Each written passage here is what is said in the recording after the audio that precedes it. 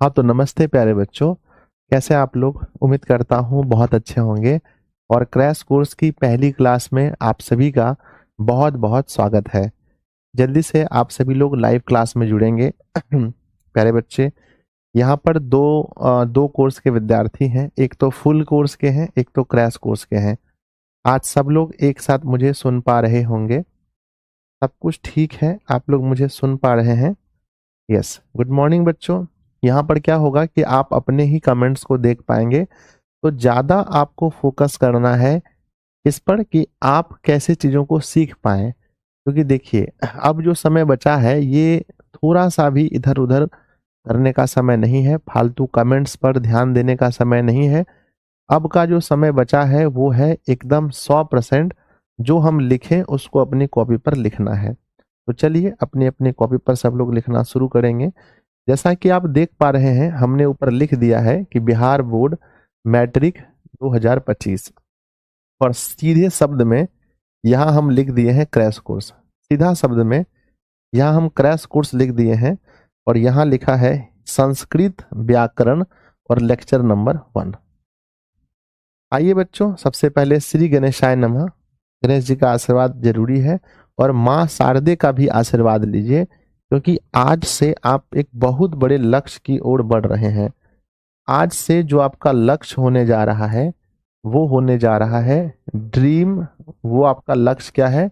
Dream 450+ लक्ष्य की ओर आप बढ़ रहे हैं। इसलिए माँ का आशीर्वाद बहुत जरूरी है। आइए हम बात करते हैं आज के मोटिवेशन में। हर वक्त जीतने की जज्बा होना चाहिए। हर वक्त आपके अंदर जीतने का जज्बा होना चाहिए, क्योंकि किस्मत बदले या ना बदले, क्योंकि किस्मत बदले या ना बदले पर समय जरूर बदलता है। बच्चों, हमेशा समय की कद्र कीजिए और पढ़ाई पर बहुत अच्छे से फोकस कीजिए। बच्चों, चलिए हम शुरू करते हैं। मैं आपको कुछ बताना चाहता हूँ। देखिए, मैं जो कुछ बताना चाहता हूँ इस पर पहले फोकस कीजिए। बच्चों, संस्कृत व्याकरण के 2 पाठ हैं। संस्कृत व्याकरण के कितने पाठ हैं बताओ मुझे जल्दी से। संस्कृत व्याकरण के 2 पाठ हैं। हमारे एग्जाम के पॉइंट ऑफ व्यू से 2 पार्ट है। एक पार्ट है जो ऑब्जेक्टिव के लिए जरूरी है। एक पार्ट है जो ऑब्जेक्टिव के लिए जरूरी है और एक पार्ट है जो सब्जेक्टिव के लिए जरूरी है। लिखिएगा अपने अपने कॉपी में सब लोग। एक पार्ट है जो ऑब्जेक्टिव के लिए जरूरी है और एक पार्ट है जो सब्जेक्टिव के लिए जरूरी है। अब देखना यह है कि ऑब्जेक्टिव के लिए क्या क्या पढ़ना हमें चाहिए और सब्जेक्टिव के लिए क्या पढ़ना पड़ेगा। देखिए बाबू, अगर हमें ऑब्जेक्टिव बनाना है तो हमें ऑब्जेक्टिव के लिए सबसे पहले थोड़ा सा वर्ण का ज्ञान होना चाहिए, ज्यादा नहीं, हल्का सा वर्ण का ज्ञान होना चाहिए। उसके बाद हमें संधि का ज्ञान होना चाहिए। संधि हो जाने के बाद हमें हमें हमें हमें संधि के बाद तुरंत हमें समास का ज्ञान होना चाहिए। उसके बाद हमें कारक का ज्ञान होना चाहिए। उपसर्ग प्रत्यय का ज्ञान होना चाहिए। उपसर्ग प्रत्यय का ज्ञान होना चाहिए। उसके बाद हमें हमें हमें हमें शब्द रूप का ज्ञान होना चाहिए। हमें हमें हमें शब्द रूप का ज्ञान होना चाहिए। और उसके बाद शब्द रूप का ज्ञान होना चाहिए। उसके बाद धातु रूप का ज्ञान होना चाहिए। उसके बाद में धातु रूप का ज्ञान होना चाहिए, धातु रूप का। तो बच्चों बताइए, ऑब्जेक्टिव के लिए हमें कितने टॉपिक का ज्ञान होना चाहिए? एक बार सब लोग प्रयास कीजिएगा, छोड़िए कमेंट मत कीजिए, पढ़ाई कीजिए। आप लोग उतारने में रहिए, हम समझ लेंगे कि आप लोग बताएंगे कि हमें ऑब्जेक्टिव के लिए टोटल 8 टॉपिक ही पढ़ने हैं संस्कृत व्याकरण में। शुरू होगा बच्चों, देखो हम क्रैश कोर्स में हम आपको वही देंगे जो आपका समय एकदम बहुत लिमिटेड टाइम है, बहुत कम समय में बहुत अच्छा नंबर लाने के लिए। तो बस 8 टॉपिक आपको पढ़ना है। वर्ण है, संधि है, समास है, कारक है, उपसर्ग प्रत्यय है, शब्द रूप है और धातु रूप है। धातु रूप को ही हम लोग लकार कहेंगे, ध्यान दीजिएगा। यहाँ हम लोग कारक में हम लोग मेनली रूप से क्या पढ़ेंगे? कारक में हम लोग पढ़ेंगे, यहाँ पर शब्द रूप में पढ़ेंगे विभक्ति के बारे में, यहाँ विभक्ति के बारे में, और धातु रूप में हम लोग पढ़ेंगे लकार के बारे में। ये भी लिख दीजिएगा कि यहाँ पढ़ेंगे लकार के बारे में। और टोटल हमारा टॉपिक जो है, टोटल हमारा टॉपिक हो जाएगा, टोटल टॉपिक हो जाएगा 8, टोटल हो जाएगा 8। चलिए, अब सब्जेक्टिव की एक अलग दुनिया है बच्चों। सब्जेक्टिव की अगर हम बात करें तो सब्जेक्टिव में हमें सीखना पड़ेगा गद्यांश, जो बहुत आसान है। गद्यांश पढ़ना है, गद्यांश के बाद में हमें पढ़ना है अनुच्छेद लिखना सीखना है।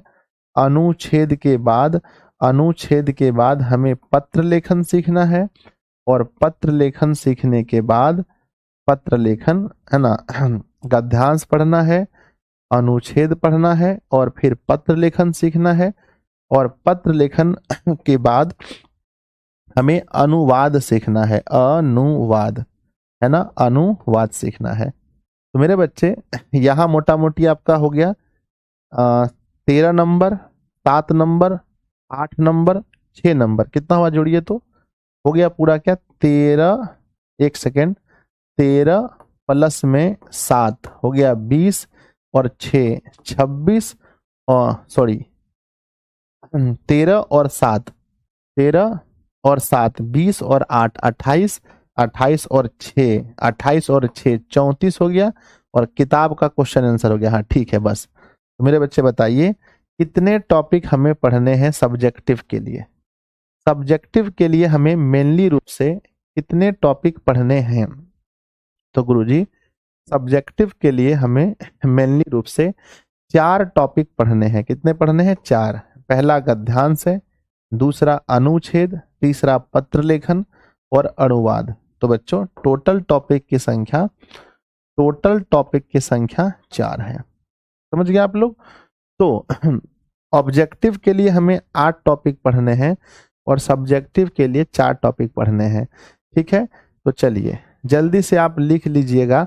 यहां से अगर हम अंक की बात करें, अंक की बात करें, तो यहां से हम लोग कितने अंक के लिए हैं, और यहां पर ध्यान दीजिएगा ये 8 टॉपिक से कितना अंक हमें लाना है। तो बच्चों देखिए, हमें 8 टॉपिक से अप्रोक्स 8 टॉपिक से हमें जो अंक लाना है वो 10 से 15 लाना है। देखो आता बहुत है, लेकिन हमारा मकसद जो होगा दिशा वाले बच्चों का सिर्फ 10 से 15 अंक का होगा। और यहाँ पर 8 टॉपिक से आपने देखा कि हमें 34 अंक का होगा। तो 34 और 15 लगभग जोड़ दें, 34 और 15 ऑब्जेक्टिव में, 15 ऑब्जेक्टिव में और 34 सब्जेक्टिव में अप्रोक्स 49 पड़ता है। तो हम लोग ग्रामर के लिए लगभग कितने नंबर पर डिपेंड है? 50 अंक के लिए हम ग्रामर पढ़ रहे हैं। बच्चों अगर आपसे मैं पूछूं कभी कि हम लोग ग्रामर, है ना, हम लोग ग्रामर कितने अंक के लिए पढ़ रहे हैं, तो आप क्या कहेंगे बताइए? कमेंट बॉक्स में लिखिए, आप क्या कहेंगे? आप कहिएगा 50। थोड़ा सा मैं आपको बता देना चाहता हूं ऑब्जेक्टिव के बारे में। ठीक है, आइए अब हम ऑब्जेक्टिव के बारे में बता देना चाहते हैं, क्योंकि आप लोग चूंकि पहले से जानते हैं, क्योंकि आप लोग पहले से इस सच्चाई से वाकिफ हैं कि हमारा जो ऑब्जेक्टिव एग्जाम में पूछा जाता है, हमारा जो ऑब्जेक्टिव एग्जाम में पूछा जाता है वो भी 2 जगह से पूछा जाता है ना। हमारे एग्जाम में ऑब्जेक्टिव 2 जगह से पूछा जाता है। एक है हमारा बुक से, एक हमारा बुक है जो हम लोग पढ़ते हैं, जो हमारा बुक है, और दूसरा हमारा ग्रामर है, दूसरा हमारा व्याकरण है। मेरे बच्चे पता है कि टोटल हमारे एग्जाम में 100 क्वेश्चन दिए जाएंगे, और 100 क्वेश्चन में से 100 क्वेश्चन में से कम आपका 40 सवाल कहाँ से आएगा बताइए? मिनिमम 40 क्वेश्चन बुक से आता है। कभी कभी 45 तक भी मामला चला जाता है, पर हम हमेशा कम मानकर चलेंगे ताकि बाद में दुख ना हो हमें, और यहाँ पर 60 हो। मेरे बच्चे आपको पता है कि संस्कृत का बुक बहुत आसान है। जैसे हम पूछें कि मंगलम पाठ में कुल कितने मंत्र हैं, या हम पूछें कि प्रभु श्री राम किसके किसके साथ में वनवास गए थे, या हम कुछ भी पूछें, किताब का कोई भी क्वेश्चन, या असली आलसी कितने थे, निर्धनों को भोजन कौन करवाता था, मेगास्थनीस किसके दरबार में आया था। बच्चों या वेदांग कितने हैं, वेद कितने हैं, वेद के लेखक कौन है, तो ये सब कुछ बहुत आसान है। तो बच्चों आप बताइए कि बुक आसान है कि नहीं। अगर 40 क्वेश्चन हमारे हमारे एग्जाम में अगर बुक से 40 क्वेश्चन आता है तो मिनिमम हम लोग कितने क्वेश्चन को सही कर पाएंगे, एक बार अंदाजा लगाइए आप लोग। देखिए आप लोग अभी बच्चों कुछ भी आप लोग अंदाजा लगा करके भी कुछ ना कुछ तो कहेंगे, तो मुझे मिनिमम लगता है बहुत भी कम, अगर जो बच्चा अच्छे से बुक नहीं पढ़ा है, क्योंकि बुक बहुत आसान होता है बाबू, ठीक है, बहुत ही कम होगा, तो हम समझते हैं कि 30 नंबर से 35 नंबर सही होगा। देखिए हम 10 साल से बच्चों इस पर जुड़े हैं, 9 साल से पढ़ा रहे हैं, 10वां साल हम खुद पढ़ रहे थे, तो मुझे पता है कि लगभग बच्चा सही कर देता, सारा क्वेश्चन सही कर देता है। फिर भी हम मान के चलते हैं 30 से 35, फिर भी हम 30 से 35 मान के चलते हैं, लेकिन बच्चा सब ऐसा ऐसा है, पिछले वर्ष की हम कहानी बताते हैं, पूरा सही कर देता है, क्वेश्चन गलती नहीं करता है कोई भी, पूरा एकदम सही मार देता है, 40 में 38 37 तो मार ही लेता है। अगर हम 30 क्वेश्चन यहां से सही करते हैं तब हम ग्रामर में कितने अंक के लिए निर्भर हैं। अगर हम 30 क्वेश्चन बुक से सही कर लेते हैं तब हम ग्रामर पर कितने अंक के लिए निर्भर हैं, तब हम ग्रामर पर सिर्फ ग्रामर पर बच्चों हम लोग 20 अंक के लिए निर्भर हैं। और अगर हम 35 क्वेश्चन बना लेते हैं, 35 क्वेश्चन बना लेते हैं, 35 बना लेते हैं, तो हम ग्रामर पर कितने अंक के लिए निर्भर हैं। अगर हम 35 बना लेते हैं तो अगर 35 बना लेते हैं तो हम सिर्फ और सिर्फ 15 अंक के लिए निर्भर हैं। अगर बच्चों कोई ऐसा विद्यार्थी है जो 40 में 40 बुक बना ले, 40 में 40 भी बनाने वाले बच्चे बहुत सारे हैं, अगर आप 40 में 40 क्वेश्चन बना लेते हैं तब आप ग्रामर में सिर्फ और सिर्फ 10 क्वेश्चन के लिए निर्भर हैं, 10 क्वेश्चन के निर्भर हैं। तो प्यारे बच्चों याद रखिएगा, ये इंपॉर्टेंट है कि मैक्सिमम मिनिमम, तो हम लोग व्याकरण पर निर्भर हैं, मैक्सिमम बच्चों मैक्सिमम 20 और मिनिमम 10 ये हमारा रहने वाला है। ठीक है, तो इसको नोट कर लीजिएगा, आपको समझ में आ जाएगा कि ग्रामर में ऑब्जेक्टिव के लिए मैक्सिमम 20 और मिनिमम 10। ठीक है, अब तो आप चीज को समझ गए होंगे, मुझे लग रहा है समझ गए होंगे बच्चों। चलिए आगे बढ़ते हैं। तो हमने देखा, अब बच्चों हमें 10 से लेकर के 20 नंबर के लिए हम लोग ग्रामर पर निर्भर हैं। तो याद रखिएगा कि बच्चों हमें ये 8 टॉपिक पर फोकस करना है, 8 टॉपिक को पढ़ना है।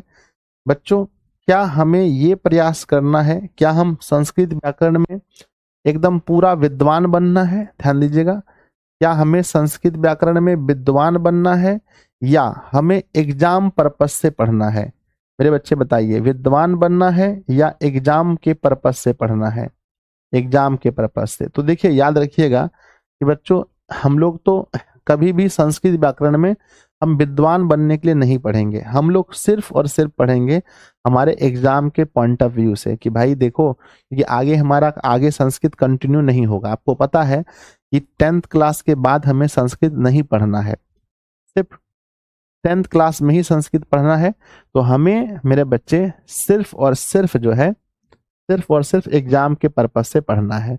आइए अब हम आपको बताते हैं कि ये जो 8 टॉपिक हैं आपके, ये कितने मतलब कि ये एग्जाम में इससे कितने सवाल आते हैं, है ना, एग्जाम में सवाल टॉपिक से बच्चों। तो पहला टॉपिक आपका हुआ था सना वर्ण, पहला टॉपिक आपने क्या बोला था, लिखिएगा मेरे सामने, वर्ण। दूसरा टॉपिक लिखिएगा, दूसरा हम क्या बोले थे, वर्ण के बाद दूसरा टॉपिक बोले थे संधि। तीसरा टॉपिक लिखिएगा, तीसरा हम बताए होंगे समास। चौथा टॉपिक लिखिएगा, चौथा टॉपिक लिखिएगा समास के बाद वर्ण हो गया, संधि हो गया, समास हो गया। समास के बाद लिखिए प्रत्यय, पहले तो उपसर्ग ही लिख लीजिए, उपसर्ग, उपसर्ग, और फिर लिख लीजिएगा प्रत्यय। उपसर्ग के बाद क्या होता है, प्रत्यय होता है। और फिर लिखिएगा यहाँ पर छठा नंबर टॉपिक में शब्द, शब्द अच्छा कारक है ना, कारक। और फिर लिखिएगा शब्द रूप, शब्द, शब्द रूप। और 8वें में लिखिएगा शब्द रूप के बाद लिखिएगा, है ना, ये 8वां क्या था, शब्द रूप, 7वां शब्द रूप था और 8वां होगा धातु रूप, धातु रूप। एक हम एवरेज आपको बता देते हैं कि एग्जाम में कितना, है ना मेरे बच्चे, एग्जाम में हम आपको बता देते हैं कि मतलब जो हाईएस्ट है यहां से सिर्फ 2 और 3 सवाल बनते हैं, और संधि से आपके सवाल जो हैं, संधि से आपके सवाल अप्रोक्स 5 सवाल बनते हैं संधि से हर साल, 4 से 5 सवाल बनते हैं। समास से ज्यादा क्वेश्चन पूछा जाता है, समास से 7 क्वेश्चन पूछे गए हैं, समास से 7 क्वेश्चन पूछे गए हैं। उसके बाद उपसर्ग की बात करें तो 4, उपसर्ग की बात करें तो 4, और अगर प्रत्यय की बात करें, प्रत्यय से हर साल 10 क्वेश्चन बनता है। कारक से 8 कारक से क्वेश्चन बनते हैं 8, और बच्चों शब्द रूप से 5 और धातु रूप से 5। तो ध्यान दीजिएगा, पिछले वर्ष बहुत सारे विद्यार्थी ने ऐसा किया था कि वो लोग बुक को बहुत अच्छे से पढ़ लिए थे और ग्रामर में 2 चैप्टर पढ़ लिए थे, ग्रामर में सिर्फ 2 चैप्टर अच्छे से भी पढ़ लिए, है ना, 2-3 चैप्टर भी अच्छे से पढ़ ले। क्या क्या क्या क्या चैप्टर? एक बच्चों हो गया आपका क्या, एक हो गया आपका उपसर्ग प्रत्यय, एक हो गया उपसर्ग, एक हो गया प्रत्यय, 2 हो गया, 2 हो गया। और तीसरा मेरे बच्चे, तीसरा क्या हुआ कि धातु रूप याद कर लेते हैं, यानी कि 5 लकार, 5 लकार। तो बस ये 3 चैप्टर और संधि तो हम लोग पढ़ते ही हैं।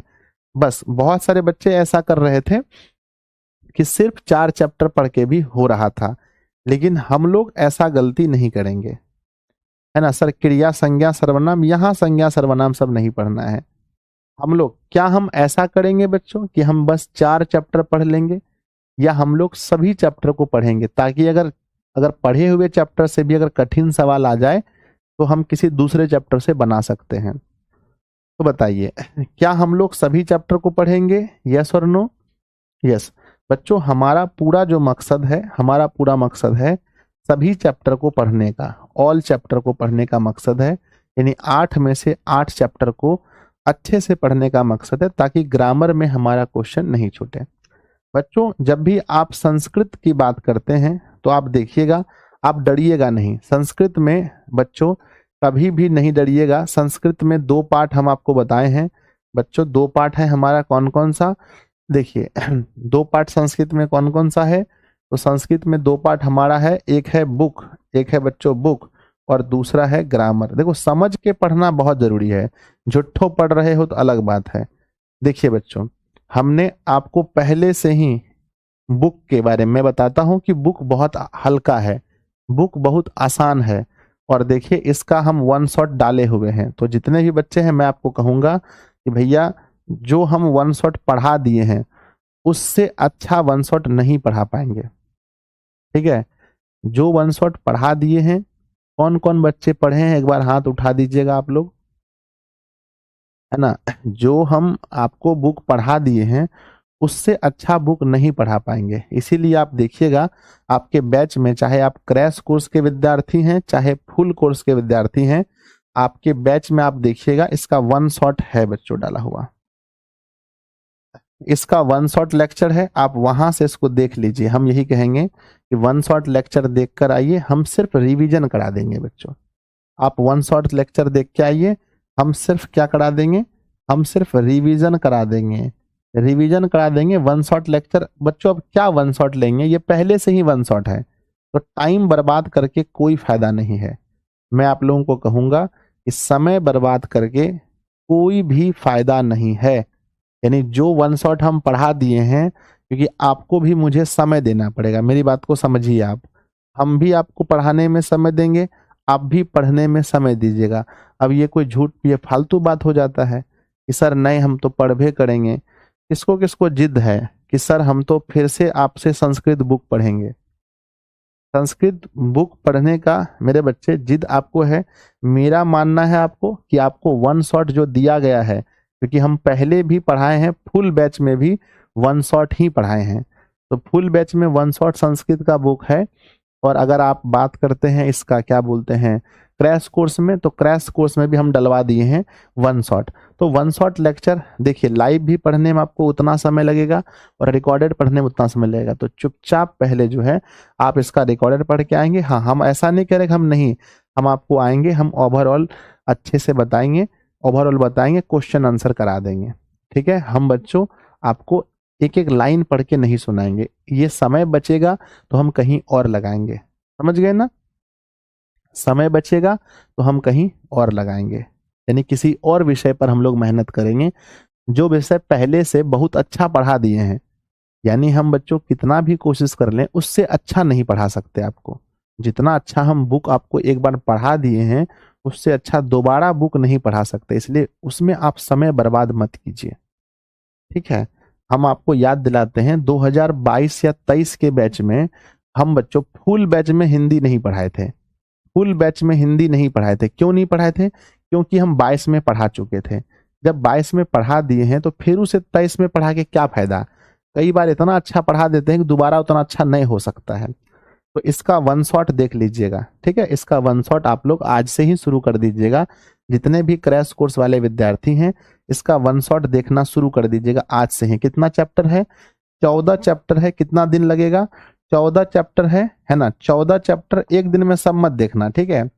14 चैप्टर है और दिन लगाना 14, है ना? 14 गो चैप्टर है और आप लोग देखने में भी 14 चैप्टर 14 दिन लगा दीजिए। और 14 दिन के अंदर रोज हम आपसे पूछेंगे क्या आपका एक लेक्चर खत्म हुआ, और जो पढ़ लिए हैं अब दोबारा पढ़ना है तो दोबारा पढ़ लीजिए। देखिए, जब लाइव पढ़ेंगे आप तो आपके पास ऑप्शन नहीं होता है 2 गुना 3 गुना करने का, लेकिन जब आप रिकॉर्डेड पढ़ते हैं मेरे बच्चे तो आपके पास ऑप्शन होता है। आप 2 गुना कर सकते हैं, 3 गुना कर सकते हैं। मेरे बच्चे आप इसको 2-3 गुना स्पीड करके लेक्चर देख लेंगे। मेरी बात को मानो, देख लेंगे तो दिल बनाकर भेजिए। देखो बच्चों, समय बचेगा तो वो समय आप लोग को ही देंगे। समय बचेगा तो समय आप लोग को ही देंगे। तो आप लोग दिल बनाकर भेजिए कि सर हम लोग रिकॉर्डेड लेक्चर देख लेंगे। यानी बच्चों 1 घंटे का क्लास है, रिकॉर्डेड देखेंगे। 2 गुना स्पीड में देखना, मिनिमम 2 गुना स्पीड में देखना, 2 गुना स्पीड में देखना तो आपका जल्दी दिखेगा। जल्दी से दिल बनाकर भेजिए कि सर हम आपसे वादा करते हैं ये 14 लेक्चर आपके कोर्स में भी है, ये 14 लेक्चर आपके यूट्यूब पर भी रखा है। जहां से आपको मन करे आप पहले चाहें तो इसको डाउनलोड कर लें, डाउनलोड करके देखें, जैसे भी देखें। ये 14 चैप्टर के 14 लेक्चर्स आपको देख लेने हैं। यस गुरुजी। देखो बच्चों, इसमें सहूलियत आपका है, सहूलियत हमारा है। समय आपका बचेगा। जो एक बार अच्छे से पढ़ा दिया जाता है दोबारा वैसा नहीं होता है। हाँ, आप ये कर सकते हैं, हम आपको अधिक से अधिक बार इसका टेस्ट ले सकते हैं। इसका अधिक से अधिक बार क्या लेंगे? टेस्ट। तो जब आप लोग का लेक्चर पूरा हो जाएगा तब हम आपका टेस्ट लेंगे। ठीक है, हम मानते हैं कि आज आपका लेक्चर 1 पूरा हुआ होगा। ठीक है, तो बच्चों याद रखिएगा अगले संडे टेस्ट है। याद रखिएगा, लिख लीजिए कि अगले संडे, नेक्स्ट संडे आपका टेस्ट है। नेक्स्ट संडे टेस्ट है। कितने चैप्टर का बोलो? क्योंकि नेक्स्ट संडे आपका 7 दिन बाद होगा। आज 7 संडे है ना, आज संडे है तो अगला संडे 7 दिन बाद होगा। जब 7 दिन बाद आपका संडे होगा, 7 दिन बाद, तो याद रखिएगा कि 7 चैप्टर का टेस्ट है। लिख लीजिए अपनी कॉपी में, 7 चैप्टर के बुक का टेस्ट है। तो 7 वन शॉट आपको देखना है, 7 वन शॉट देखना है, उसके क्वेश्चन आंसर लगाने हैं, उसका टेस्ट आप पर ऐप पर लगाना है। टेस्ट कब है बताओ? कमेंट बॉक्स में बताइए कि 7 गो चैप्टर का टेस्ट कब है। संस्कृत के बुक के 7 चैप्टर का टेस्ट कब है? ठीक है, क्योंकि कल ही आप वादा किए हैं कि सर आप जो बताएंगे हम लोग उसको फॉलो करेंगे, तो मेरी बात को फॉलो कीजिए। आइए, अब आपको लग रहा होगा अब आपको लग रहा होगा कि सर, अब आपको लग रहा होगा आज सैटरडे है। ठीक है, तब अगले संडे होगा। आज सैटरडे है, ठीक है, समझ गए, अगले संडे है। तो अब आपको एक चीज लग रहा होगा कि सर बुक का समस्या सर ने समाप्त कर दिया। अब बच्चों हमारा पूरा एनर्जी, अब हमारा पूरा फोकस कहाँ जा रहा है? देखो, अब आप ये मत कहना कि सर कोई और संस्था में फिर से संस्कृत पढ़ाया जा रहा है। तो मुझे बच्चों, पहली बात, मेरी तुलना किसी भी संस्था से या किसी भी शिक्षक महोदय से मेरी तुलना मत कीजिएगा, क्योंकि हर व्यक्ति अलग अलग होता है। ठीक है, तो मैं आपको समझा रहा हूं कि मैं अगर ये 14 चैप्टर पढ़ाऊंगा तो 14 दिन आपका बर्बाद होगा, मेरा भी बर्बाद होगा, आपका बर्बाद होगा, आपका इंटरनेट बर्बाद होगा, और इससे अच्छा मैं नहीं पढ़ा पाऊंगा। तो मुझे पता है कि मैं जो पढ़ा चुका हूं वो अपना बेस्ट दे चुका हूं। तो उसी को आप रिकॉर्डेड देखिए। ऐसे भी यहाँ आपको कमेंट नहीं दिखते हैं। जब आपको यहाँ कमेंट दिखता ही नहीं है, आप अपना कमेंट सिर्फ आप ही पढ़ रहे हैं, तो लाइव का क्या मतलब है? कोई मतलब नहीं है। तो अब आपका एनर्जी, जो एनर्जी यहाँ से बचा, वो एनर्जी को हम कहाँ लेकर जा रहे हैं बताओ? इस एनर्जी को कहाँ लेकर जा रहे हैं? इस एनर्जी को लेकर जा रहे हैं व्याकरण के पास। मेरे बच्चे, अब हमारे पास हो गए व्याकरण। क्या हो गए? अब हमारा पूरा और पूरा फोकस कहाँ होने वाला है? व्याकरण पर। बच्चों 8 चैप्टर है। 8 चैप्टर, कितने चैप्टर हैं? 8। 8 चैप्टर हैं व्याकरण में। अब हम इस 8 चैप्टर को कितने दिन में पढ़ाएंगे? तो बच्चों एक चैप्टर मिनिमम हमारा जाएगा 3 दिन, है ना। अगर बच्चों बहुत अच्छा चैप्टर है 3 दिन, बहुत छोटा चैप्टर है तो 1 दिन काफी है। ठीक है, तो बच्चों 3 दिन। तो बताइए संस्कृत व्याकरण के हमें लगभग, क्योंकि अभी ऑब्जेक्टिव की बात हो रही है, मैक्स है ना, लगभग बच्चों हमारा लेक्चर 2 से 3 दिन जाएगा। एक चैप्टर का लेक्चर हमारा 2 से 3 दिन जाएगा। तो टोटल हम लोग जो है इसमें लगा लेंगे 15 से 20। 15 से 20। चलिए शुरू करते हैं। अब बहुत कुछ आपको बता दिए, बहुत ज्ञान दे दिए, सब कुछ हो गया। अब शुरू करते हैं बच्चों। ठीक है, आप सभी को बहुत बहुत धन्यवाद बच्चों। अभी जो क्लास में जुड़े हैं, अभी क्लास में 6200 प्लस बच्चे जुड़े हैं। आप सोच करके हैरान होंगे, सर 6200 बच्चे? बिल्कुल बच्चों, 6200 प्लस बच्चे जुड़े हैं। तो आप लोग शुरू कीजिए, लिखिए बच्चों, स्टार्ट कीजिए पहला चैप्टर जिसका नाम है वर्ण बच्चों, है ना, जिसका नाम है वर्ण। ठीक है, अच्छा व्याकरण की परिभाषा तो नहीं बतानी पड़ेगी, फिर भी हम बता देते हैं। लीजिए, व्याकरण किसे कहते हैं आप जानते होंगे बच्चों, हिंदी में पढ़ाए थे हम, फिर भी आपको बता देते हैं कि व्याकरण वह शब्द शास्त्र है जो हमें शुद्ध शुद्ध लिखना, शुद्ध शुद्ध बोलना, शुद्ध शुद्ध पढ़ना सिखाता है। समझ गए ना व्याकरण क्या है? व्याकरण, व्याकरण, व्याकरण वह शास्त्र है, व्याकरण वह शास्त्र है, व्याकरण वह शास्त्र है, वह शास्त्र है जो हमें जो हमें जो हमें शुद्ध शुद्ध जो हमें शुद्ध शुद्ध लिखना, व्याकरण, है ना, व्याकरण, व्याकरण वह शास्त्र है जो हमें लिख देते हैं। ठीक है, क्या लिखेंगे बच्चों? व्याकरण, व्याकरण, व्याकरण वह शास्त्र है जो हमें शुद्ध शुद्ध लिखना, शुद्ध शुद्ध लिखना, कॉमा पढ़ना व बोलना सिखाता है। बोलना सिखाता है, बोलना सिखाता है। ये पूछा नहीं जाएगा एग्जाम में, बस आपके नॉलेज के लिए हम बता दिए कि कोई अगर पूछे व्याकरण किसे कहते हैं तो कहना भैया व्याकरण वह है, वह शास्त्र है जो हमें शुद्ध शुद्ध लिखना, पढ़ना, बोलना सिखाता है। चलिए पहला टॉपिक शुरू करते हैं, लिखेंगे मेरे साथ में। लिखने का टाइम मिलेगा आपको वर्ण। अब बच्चों वर्ण किसे कहते हैं आपको पता है ना? वर्ण, वर्ण। ठीक है, वर्ण के बारे में आपको पता है कि वर्ण हम लोग किसे कहते हैं? वर्ण क्या है? भाषा की सबसे छोटी इकाई है। वर्ण भाषा की सबसे, सर लकार को छोड़ दिए, नहीं बाबू, लकार आपको हम बता दिए थे ना कौन सा लकार है ना, लकार हम बताए, धातु रूप को ही लकार कहते हैं। आइए वर्ण के बारे में। वर्ण क्या है? भाषा की सबसे छोटी इकाई जिसके खंड और टुकड़े नहीं कर सकते हैं। लिखेंगे, है ना, उस मूल ध्वनि को कहते हैं, लिख लीजिएगा परिभाषा। वर्ण उस मूल ध्वनि को कहते हैं, वर्ण उस मूल ध्वनि को कहते हैं, ध्वनि को कहते हैं, वर्ण उस मूल ध्वनि को कहते हैं, कॉमा जिसके खंड या टुकड़े, जिसके खंड या टुकड़े, जिसके खंड या टुकड़े नहीं किए जा सकते हैं, खंड या टुकड़े नहीं किए जा सकते हैं, ये जा सकते हैं, जिसके खंड या टुकड़े नहीं किए जा सकते हैं।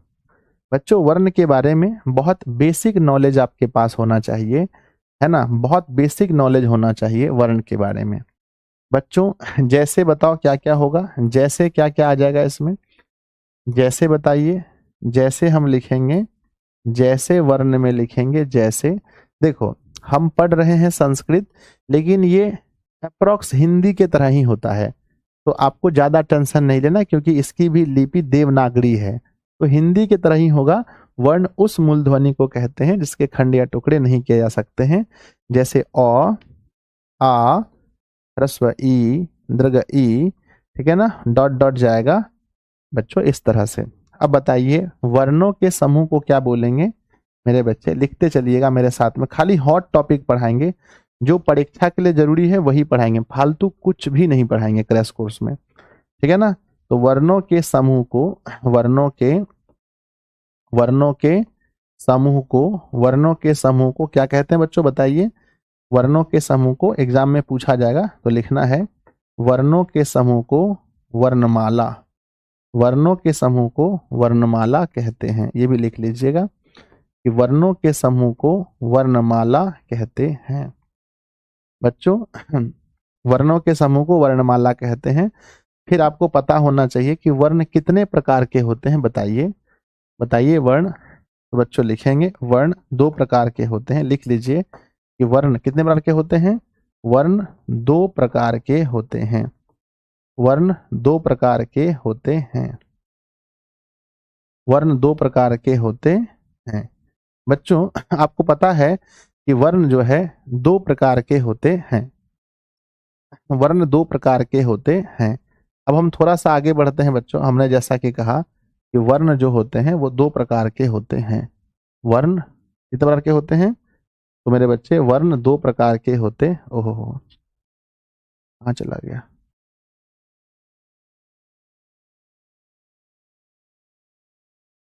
है ना। वर्ण मेरे बच्चे दो प्रकार के होते हैं। अब लिखिएगा, आइए वर्ण दो प्रकार के होते हैं मेरे बच्चे, वर्ण दो प्रकार के होते हैं। तो सबसे पहली बात हमने लिखा इधर वर्ण। अब ये दो प्रकार कौन कौन से हैं बताइए। तो सर वर्ण दो प्रकार के होते हैं, एक हमारा हो गया स्वर, एक हो गया स्वर और एक हो गया व्यंजन, एक हो गया स्वर और एक हो गया व्यंजन। आपको पता है बच्चों स्वर्ण वर्ण के बारे में बताइए, आप हिंदी पढ़े होंगे, सिर्फ इंपॉर्टेंट पॉइंट, फालतू एक भी बात नहीं पढ़ाएंगे बच्चों। हम आपसे पूछ रहे हैं कि बताइए कि स्वर्ण वर्ण क्या है, जिनका उच्चारण स्वयं हो, है ना। क्या लिखते थे स्वर्ण वर्ण के बारे में, कि जिनका उच्चारण, जिनका उच्चारण, जिनका उच्चारण स्वयं हो, जिनका उच्चारण स्वयं हो, हम उन्हें कहते हैं स्वर्ण वर्ण। याद रखिएगा परिभाषा आपसे नहीं पूछा जाएगा, परिभाषा आपसे एक भी नहीं पूछा जाएगा, पर हम आपको बता देते हैं अगर ऑब्जेक्टिव में क्वेश्चन आता है कि जिन वर्णों का उच्चारण स्वयं हो हम उन्हें क्या कहते हैं, तो हम उन्हें स्वर कहते हैं। और जिनका उच्चारण स्वर की सहायता से हो, जिनका उच्चारण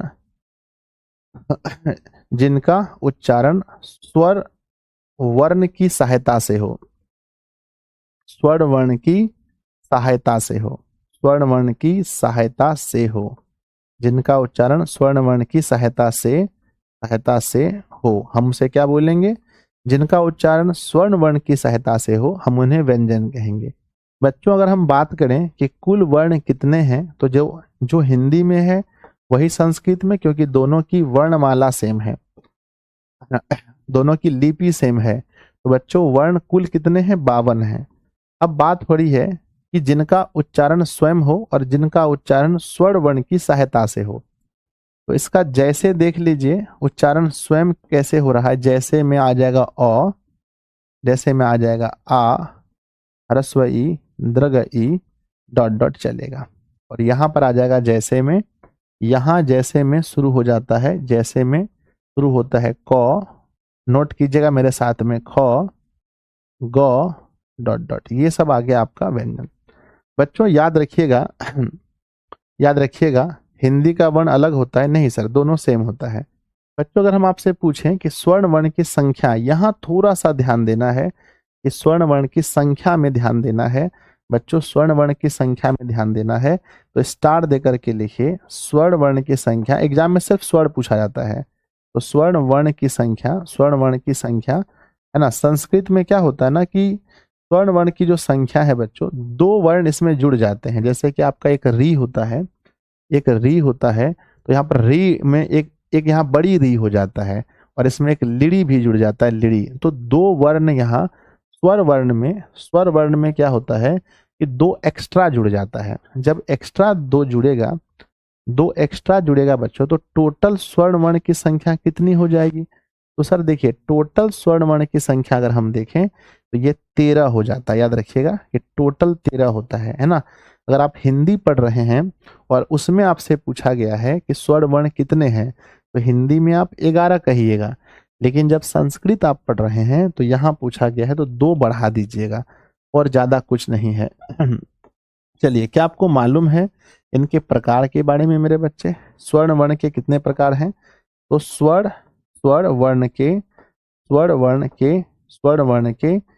3 प्रकार है ना, 3 भेद हैं। स्वर्ण वर्ण के 3 भेद हैं बच्चों। अब स्वर्ण वर्ण के 3 भेद हैं, मुझे ऐसा नहीं लिखना चाहिए था, ऐसे लिखना चाहिए था कि स्वर्ण वर्ण के कितने भेद हैं? बताओ। 3 भेद हैं। स्वर्ण वर्ण के 3 भेद हैं, 3 भेद हैं। बच्चों, क्या आप बता सकते हैं कि स्वर्ण वर्ण के 3 भेद कौन कौन से हैं? स्वर्ण वर्ण के 3 भेद कौन कौन से हैं? तो चलिए, आइए हम पढ़ रहे हैं स्वर्ण वर्ण। हम यहाँ पढ़ रहे हैं, अब समाप्त ही होने वाला है। हम पढ़ रहे हैं स्वर्ण वर्ण। स्वर्ण वर्ण के 3 भेद कौन कौन से हैं? पहला होता है ह्रस्व स्वर्ण। क्या होता है? पहला होता है ह्रस्व स्वर्ण। ह्रस्व में क्या होता है? कम समय लगता है बोलने में। और फिर होता है दीर्घ स्वर।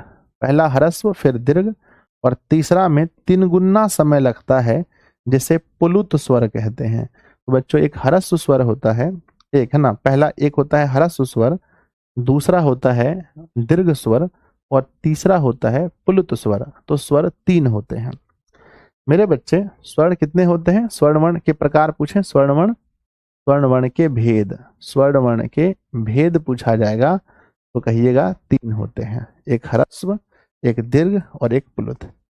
अच्छा, ह्रस्व के उदाहरण में अगर हम देखें तो अ ह्रस्व है तो आ दीर्घ है। ह्रस्व ही अगर ह्रस्व है तो दीर्घई हमारा दीर्घ है, मतलब नाम में ही है। ये ह्रस्व ऊ पढ़ते हैं, इसको दीर्घ ऊ पढ़ते हैं। इसमें क्या होता है? इसमें 3 गुना समय लगता है पुलुत में।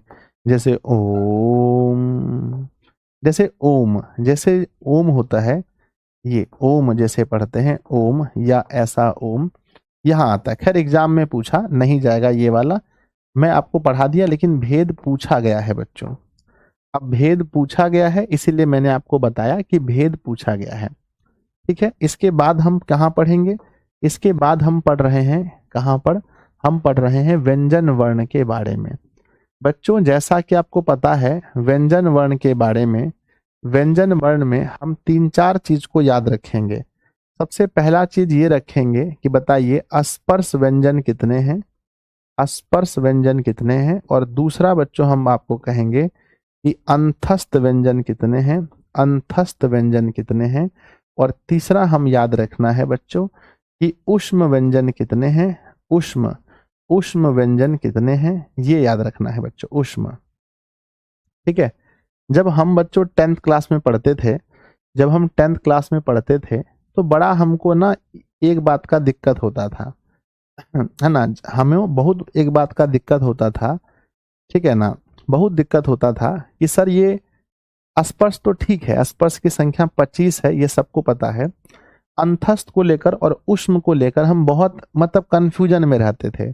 जैसे कि ये तो सबको पता है कि एक में होगा य र ल व, और एक में होता है तालब स, मूर्धन्य स, दंत स और ह। तो बहुत कंफ्यूजन में रहते थे हम कि भैया कौन ठो ग्रुप जो है अंतस्थ का है और कौन सा ग्रुप जो है ऊष्म का है।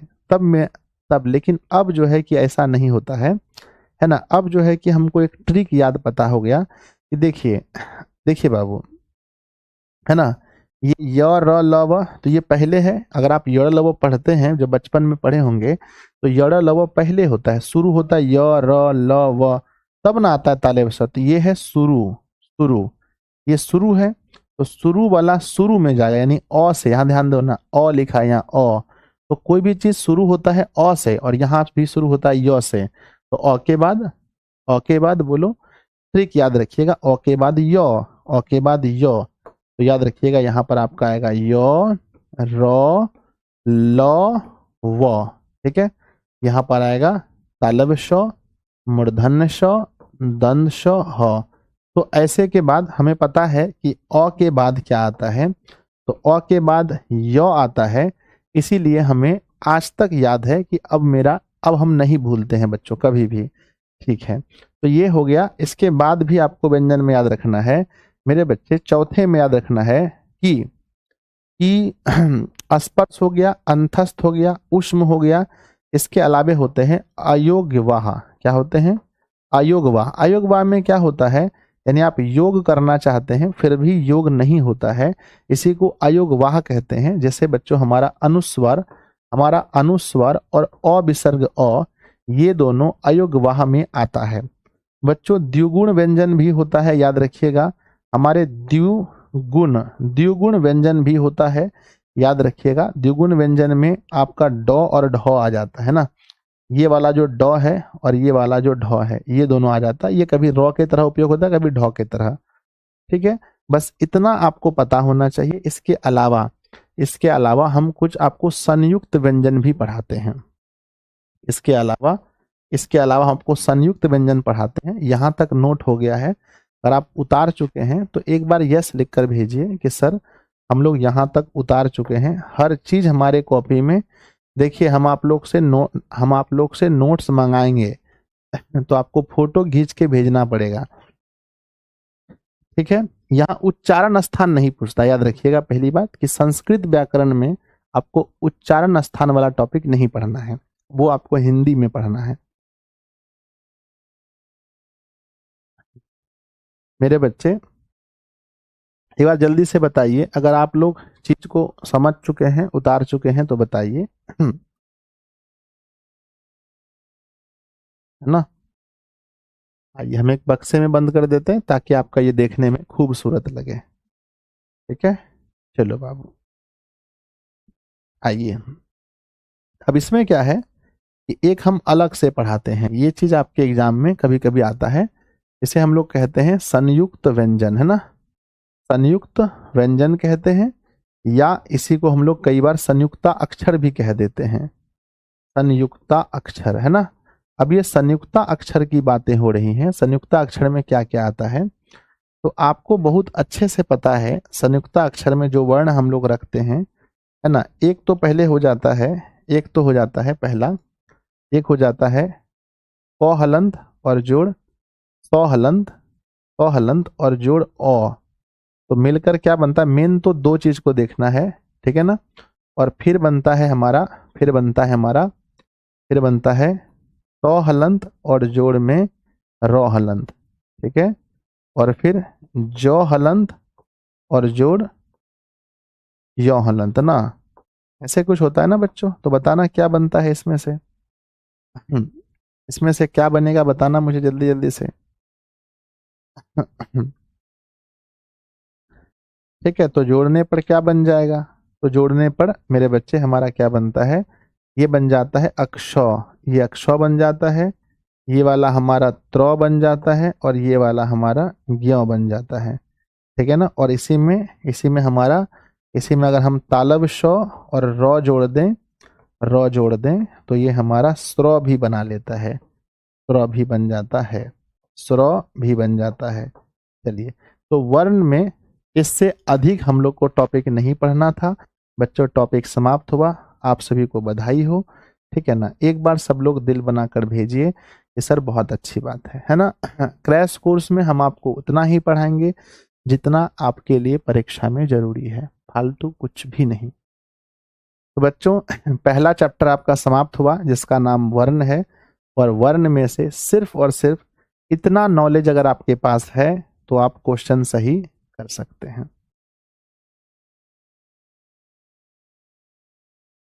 इतना नॉलेज अगर आपके अंदर है तो आप क्वेश्चन सही कर सकते हैं बहुत अच्छे से। चलिए शुरू करें।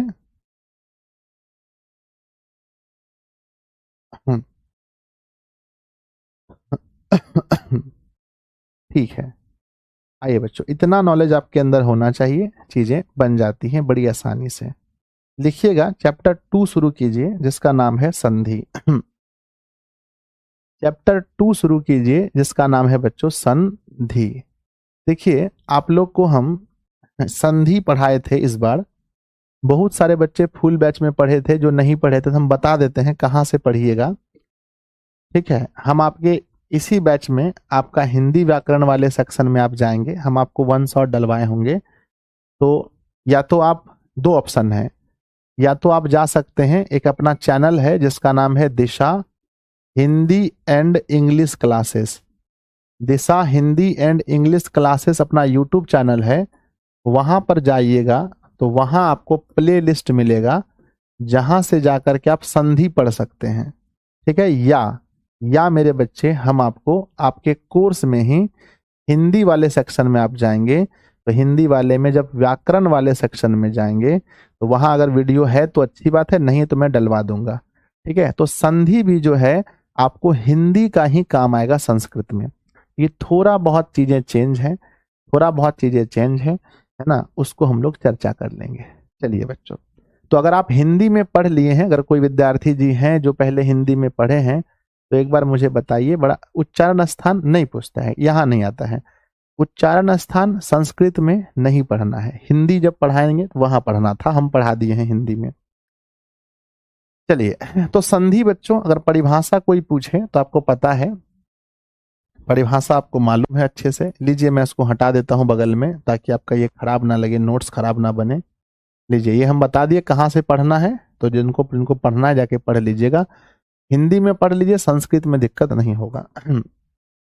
परिभाषा क्या है कि दो वर्णों के विकार से, दो वर्णों के विकार से, दो वर्णों के मेल से, दो वर्णों के मेल से जो विकार उत्पन्न हो, दो वर्णों के मेल से जो विकार उत्पन्न हो या जो परिवर्तन हो, जो विकार उत्पन्न हो, जो विकार उत्पन्न हो, दो वर्णों के मेल से जो विकार उत्पन्न हो, कौमा, उसे संधि कहते हैं। कौमा, उसे क्या कहते हैं बच्चों? संधि कहते हैं। कौमा, उसे संधि कहते हैं। तो दो वर्णों के मेल से जो विकार उत्पन्न हो उसे संधि कहते हैं। बच्चों क्या आप मुझे बता सकते हैं, कुछ उदाहरण बता सकते हैं संधि के? आप जैसे कहेंगे, जैसे कहेंगे विद्या, आप कहेंगे विद्या और प्लस में आलय, विद्या और प्लस में आलय। अब दो विकार उत्पन्न कैसे होगा? अब विद्या के अंत में ध्यान दीजिएगा, विद्या का जो अंतिम वर्ण है, विद्या का जो अंतिम वर्ण है वो आ है, और आलय का जो प्रथम वर्ण है वो हमारा आ है। तो मेरे बच्चे, जब आ और आ मेल होता है तो फिर से आ बनता है। तो मेरे बच्चे, विद्या और प्लस आलय तो आ ही रह जाएगा, यानी विद्या और फिर सिर्फ लय जुड़ जाएगा। तो विद्या प्लस आलय बराबर विद्यालय। अब याद रखिएगा हमेशा, है ना, कि आपको मैंने बताया कि दो वर्णों के मेल से जो विकार उत्पन्न हो, दो वर्णों के मेल से जो विकार उत्पन्न हो उसे संधि कहते हैं, उसे संधि कहते हैं।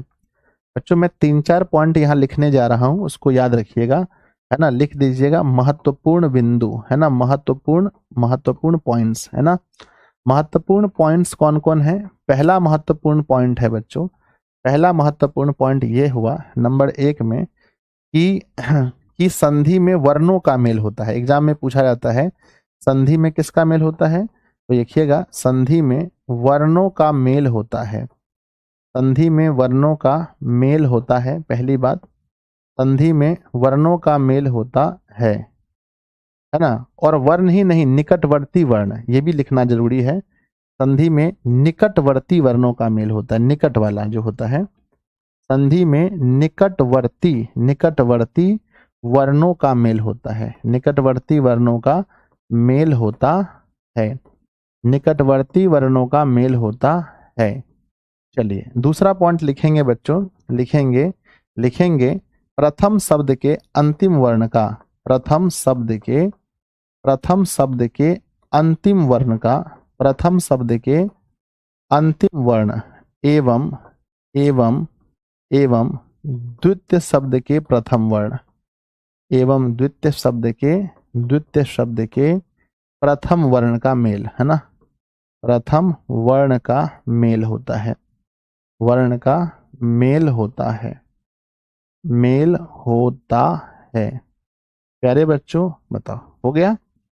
क्या आप इन दोनों पॉइंट्स को याद कर पाएंगे? अच्छे से याद कर लीजिएगा बच्चों, दोनों पॉइंट को बहुत अच्छे से याद कर लीजिएगा, दोनों पॉइंट को, है ना। चलिए हो गया, बढ़ जाए आगे। बढ़ जाए कि संधि में किन वर्णों का मेल होता है, बताइए कमेंट बॉक्स में। छोड़िए बच्चों, आप कमेंट मत कीजिए, हम ही बोल देते हैं कि संधि में किन वर्णों का मेल होता है, तो कहना निकटवर्ती वर्णों का, जो बहुत करीबी वर्ण होते हैं। दूसरा, प्रथम शब्द के किस वर्ण का, प्रथम शब्द के अंतिम वर्ण का, और द्वितीय शब्द के प्रथम वर्ण का मेल। देखा आपने कि जो पहला शब्द था उसका अंतिम वर्ण यानी आ, और दूसरा शब्द का पहला वर्ण आ, दोनों का मेल होता है। ये याद रखना बहुत जरूरी है। आगे बढ़ते हैं संधि के प्रकार। बच्चों अब हम बात करेंगे संधि के भेद। संधि के प्रकार के विषय में बातें हो रही हैं। क्रैश कोर्स हम लोग पढ़ रहे हैं, क्रैश कोर्स के ही अंदाज में पढ़ेंगे। संधि के कितने प्रकार हैं बच्चों बताइए? आपको पता है कि संधि को अगर हम लोग बांटना चाहें तो 3 भाग में हम संधि को बांट सकते हैं। बच्चों पहला हम लिखेंगे, फर्स्ट लिखेंगे जिसका नाम होगा स्वर संधि। फर्स्ट लिखेंगे जिसका नाम है स्वर संधि। सेकेंड लिखेंगे जिसका नाम है व्यंजन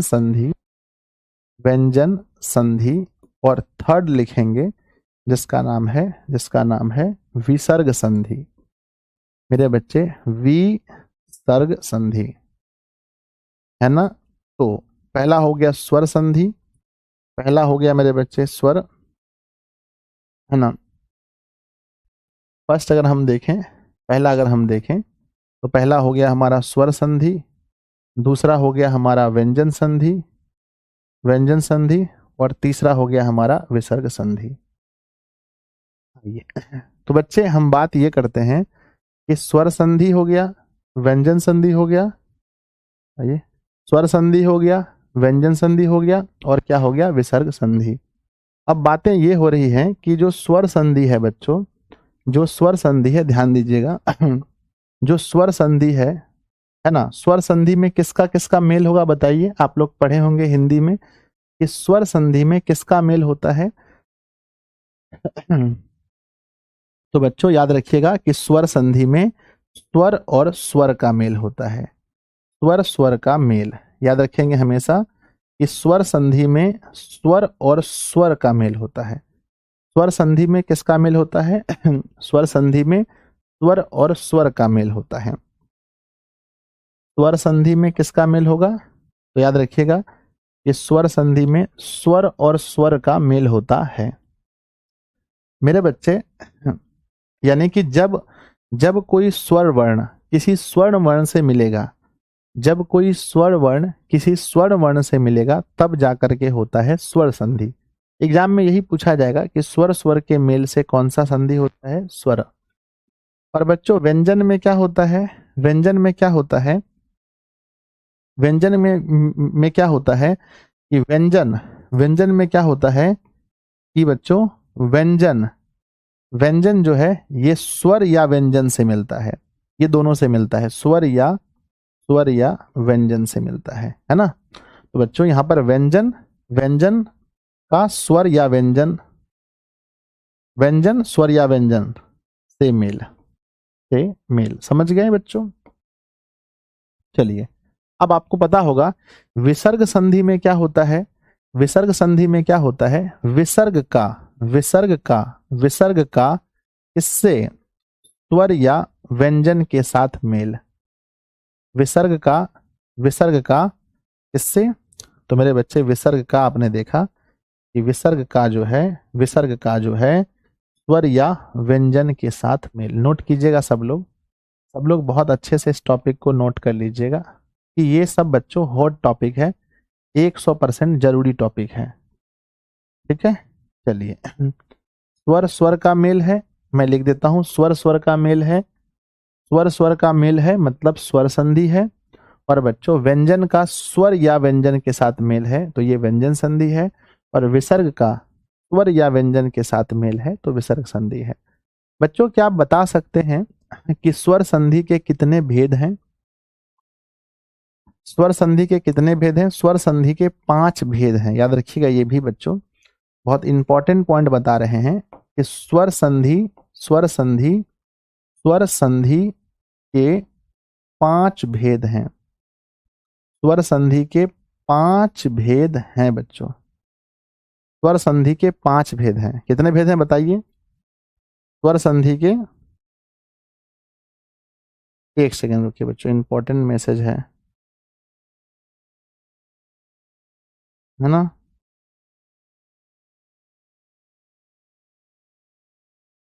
स्वर संधि के 5 भेद हैं। बोलो बच्चों कौन कौन से भेद हैं, है ना। अब ये स्वर संधि के 5 भेद कौन कौन से हैं, प्लीज एक बार बताएंगे आप लोग।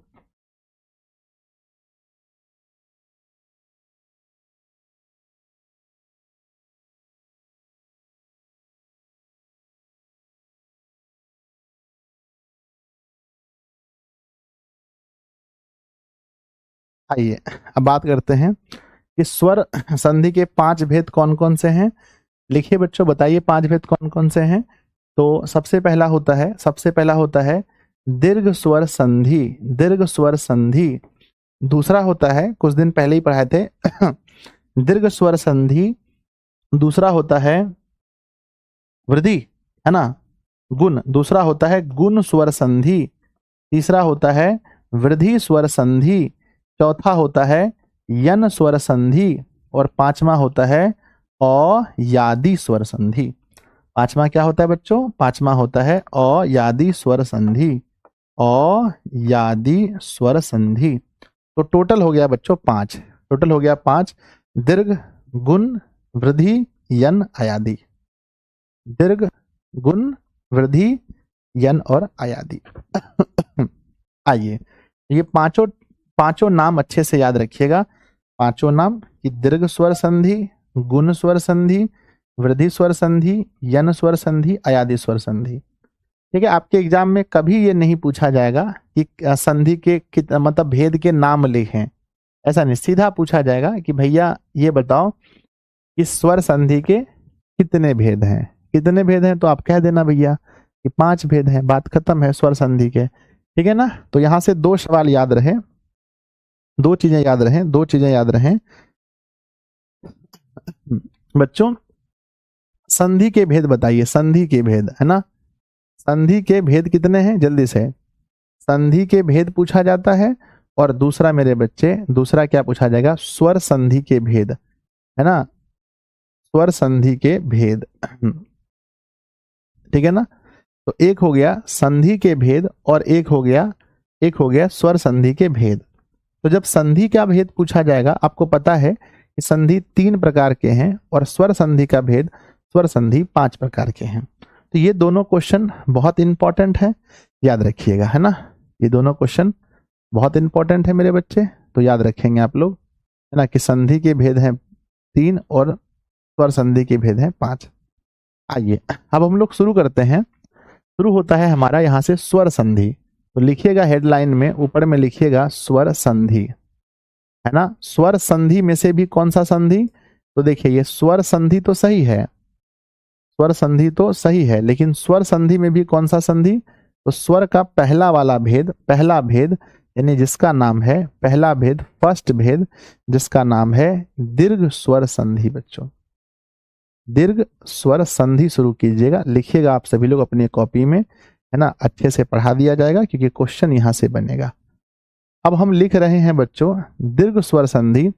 तो दीर्घ में क्या होगा, याद रखिएगा कि ह्रस्व के साथ ह्रस्व जुड़े, या ह्रस्व के साथ दीर्घ जुड़े, या दीर्घ के साथ ह्रस्व जुड़े, या दीर्घ के साथ दीर्घ जुड़े, दीर्घ हो जाता है।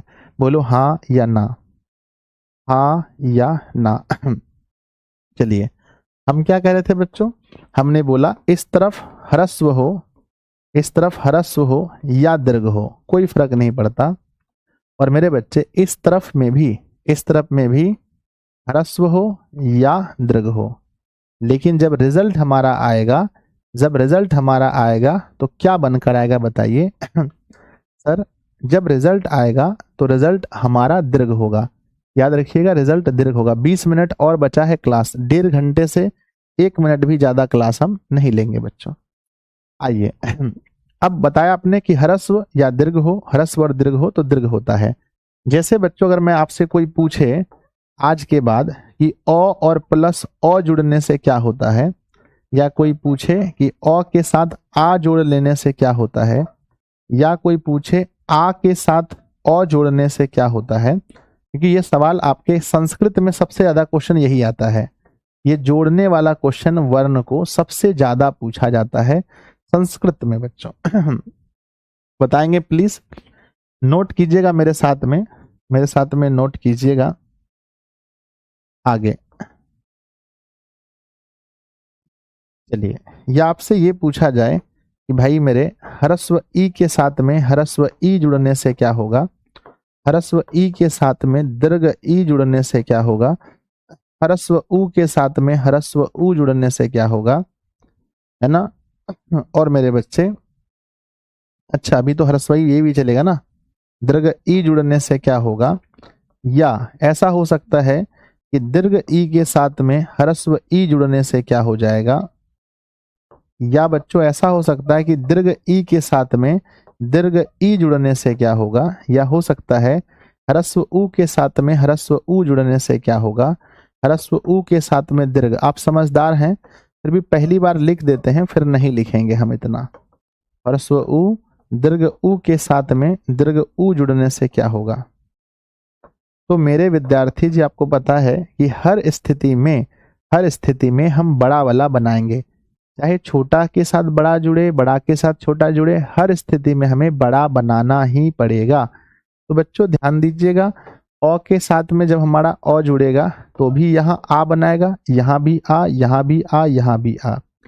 यहाँ पर बच्चों दीर्घ ई बनेगा, हर जगह दीर्घ ई ही बनेंगे। तो बच्चों एक अंक तो ये फिक्स मानिए कि यहाँ से आपके बोर्ड परीक्षा में एक अंक ह्रस्व दीर्घ उ होता है, यहाँ भी दीर्घ उ, यहाँ भी दीर्घ उ, यहाँ भी दीर्घ उ। तो यही कहना चाह रहा है बच्चों, कहना यही चाह रहा है कि ह्रस्व के साथ दीर्घ जुड़े या दीर्घ के साथ में ह्रस्व जुड़े, जुड़ने के बाद ऐसा हो जाएगा। बच्चों अब देखिए संस्कृत में क्वेश्चन कैसे आते हैं। आपके मन में सवाल आता होगा कि गुरुदेव ये बताओ कि अगर हम संस्कृत पढ़ रहे हैं तो सवाल कैसे आएंगे। बनाए बच्चों, बनाए, यस सर बनाइए। देखिए सवाल, देखिए संस्कृत हिंदी में कोई अंतर नहीं। जैसे हम हिंदी पढ़ते थे तो हम पढ़ते थे विद्या और प्लस में, विद्या और प्लस में आलय, विद्या प्लस में आलय पढ़ते थे हिंदी में। लेकिन जब आप संस्कृत पढ़ेंगे तो उसमें लिखा रहेगा विद्या प्लस आयलः। तो विद्या प्लस आलय बराबर क्या होगा। तो विद्या और प्लस आलय बराबर हम लिखेंगे कि सर विद्या प्लस में आलय, अर्थात आप कहना चाह रहे हैं गुरुदेव, अर्थात आप कहना चाह रहे हैं विद्यालय। ठीक है ना मेरे बच्चे। दूसरा हम लिखते हैं, है ना, विद्या प्लस आलय बराबर विद्यालय, है ना। हमने लिखा देव, हमने लिखा देव, हमने लिखा बच्चों देव और प्लस में आत्मा, देव और प्लस में आत्मा। अब ऐसा नहीं है बच्चों कि अगर संस्कृत है तो हर जगह ये हमारा हर जगह ये दोनों पड़ जाएगा। ये बिंदा जो आप देख रहे हैं ये दोनों हर जगह नहीं पड़ता है ना। चलो देव प्लस आत्मा, तो मेरे बच्चे यहाँ पर अ है, यहाँ पर आ है, तो अ और आ मिलकर होता है, यहाँ पर देखो अंतिम अ है, यहाँ आ है, आ होगा देव प्लस आत्मा, देव प्लस आत्मा बराबर देव प्लस आत्मा बराबर देवात्मा बन जाएगा। देव प्लस आत्मा बराबर देव आत्मा। अगला है मेरे बच्चे, अगला है मही और प्लस में ईस, मही और प्लस में ईसह, ईस नहीं ईसह, मही और प्लस ईसह से क्या बनेगा। प्लीज एक बार कमेंट बॉक्स में लिखिएगा कि मही और प्लस ईसह से क्या बनेगा। तो मेरे विद्यार्थी जी ध्यान दीजिएगा एक एक सवाल पर कि मही और प्लस इस से क्या बनेगा। या अगला सवाल है, अगला सवाल है भानु प्लस उदय, है ना, भानु और प्लस में उदय से क्या बनेगा, उदय से क्या बनेगा। या मेरे बच्चे हम आपसे ये पूछें, कि सेवा, सेवा और प्लस में आश्रम, सेवा और प्लस में आश्रम से क्या बनेगा। या मैं आपसे ये पूछूं सेवा प्लस आश्रम से क्या बनेगा। या मेरे बच्चे है ना, है ना, या मैं आपसे पूछूं कि कार्य प्लस आलय से क्या बनेगा, कार्य और प्लस में आलय से क्या बनेगा। तो प्लीज बच्चों आंसर भेजिए सभी प्रश्नों का। बहुत ही प्यारा प्यारा उत्तर है। जहां विसर्ग होगा वहां विसर्ग देंगे, जहां नहीं होगा हम वहां नहीं देंगे। आइए तो बच्चों हम कह रहे हैं कि मही प्लस ईश्वर, तो यहाँ पर देखिए मही में अगर आप देखेंगे तो यहाँ पर दीर्घई है, यहाँ पर दीर्घई है, और दीर्घई दीर्घई जुड़ने से दीर्घ ई होता है। तो बच्चों दीर्घई दीर्घ जुड़ने से दीर्घ ई होता है। मही प्लस ई सह बराबर, यहाँ पर भी दीर्घई होगा, बराबर होगा मही सह।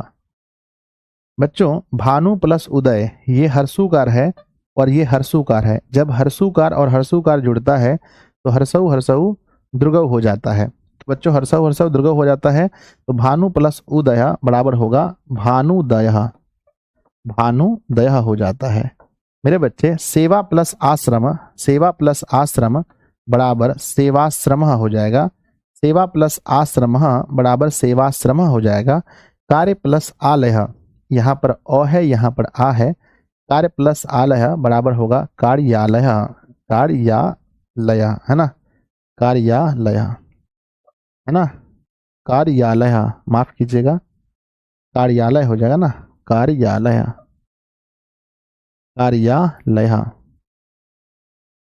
तो प्यारे बच्चों आप देख रहे होंगे कि जहां विसर्ग है, ध्यान दीजिएगा, निर्देशानुसार भी पूछता है क्या सर? नहीं बच्चों नहीं पूछता है, ध्यान दीजिएगा। आइए मेरी बात को हम क्या बता रहे हैं कि जहां विसर्ग था वहां विसर्ग आया, जहां विसर्ग था वहां विसर्ग आया, जहां विसर्ग था वहां विसर्ग आया, जहां विसर्ग था वहां विसर्ग आया, जहां विसर्ग था वहां आया।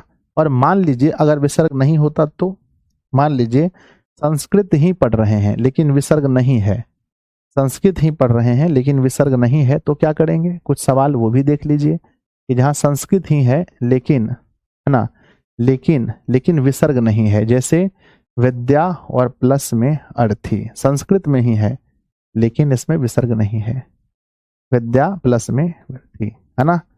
राम प्लस अयनम, राम प्लस अयनम, राम प्लस अयनम, राम प्लस अयनम, राम प्लस अयनम, है ना।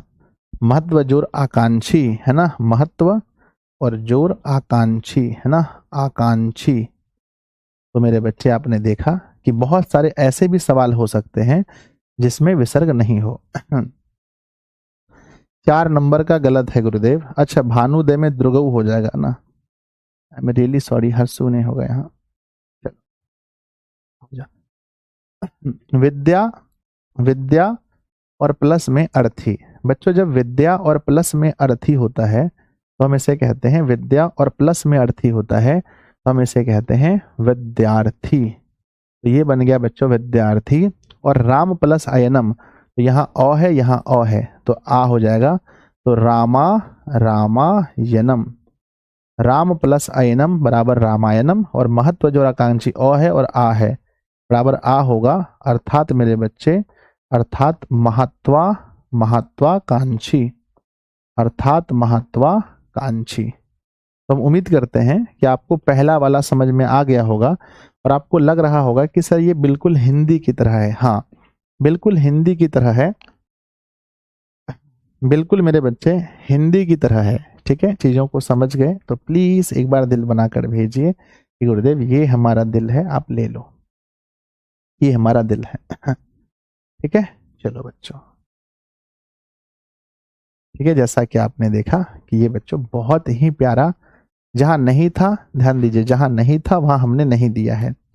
आप देखें यहाँ पर कोई भी विसर्ग नहीं था, हमने दिया भी नहीं है, नहीं था हमने दिया भी नहीं है। बोलो बताओ बच्चों, अब संस्कृत बहुत कठिन है क्या? क्या बहुत कठिन है संस्कृत? वेरी हार्ड बच्चों बताओ, है ना? क्या वेरी हार्ड है? हाँ या ना? एक क्वेश्चन है ये आपसे, क्या ये वेरी हार्ड है? ठीक है, हमें उम्मीद है आप लोग बिल्कुल कहेंगे सर नहीं हार्ड है, बिल्कुल नहीं है, पूरा हार्ड नहीं है। चलिए दूसरा भाग आता है स्वर, है ना? ध्यान दीजिएगा बच्चों, पहला हम आपको क्या पढ़ाएं, है ना? पहला पढ़ाएं बच्चों दीर्घ। दीर्घ के बाद दूसरा होता है गुण स्वर संधि। क्या होता है? गुण स्वर संधि। बच्चों दूसरा होता है गुण स्वर संधि। अब ये दूसरा है हमारा, जहां हम पढ़ने वाले हैं गुण स्वर संधि। संधि को थोड़ा ठीक से पढ़िए क्योंकि सवाल यहां से बनेंगे मेरे बच्चे। गुण स्वर संधि में क्या होता है? No sir, no sir. गुण स्वर संधि में क्या होता है मेरे बच्चे? दीर्घ तो हो गया, गुण की बात करते हैं, है ना? गुण में क्या होता है? ओ और आ के बाद, ओ और आ के बाद, और आ के बाद क्या होता है ना?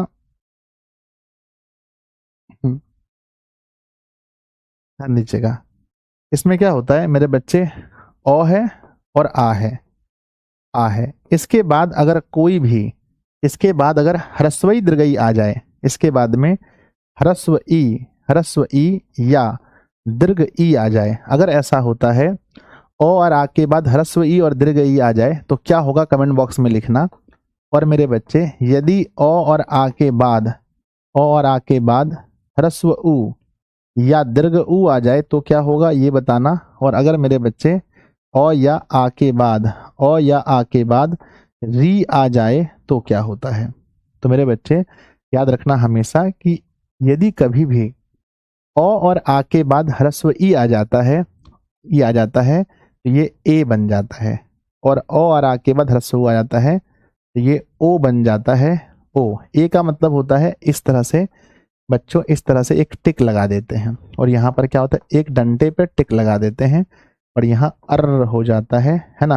अर्र हो जाता है ना? तो मेरे बच्चे आपने देखा बहुत प्यार से कि अर्र हो जाता है। अब एग्जाम में बहुत बार ये सवाल पूछा गया है, एग्जाम में बहुत बार सवाल पूछा गया है कि बताओ भाई, एग्जाम में बहुत बार सवाल पूछे गए हैं कि बताइए, बताइए मुझे कि ओ और ह्रस्वई के मेल से क्या बनेगा। क्वेश्चन एग्जाम में पूछा जाता है कि ओ और प्लस में ह्रस्व ई के मेल से बनेगा, के मेल से कौन सा वर्ण बनेगा? प्लीज एक बार कमेंट बॉक्स में लिखना, कौन सा वर्ण बनेगा, कौन सा वर्ण बनेगा।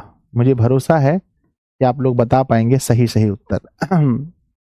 सवाल है बच्चों कि ओ और ह्रस्व ई के मेल से,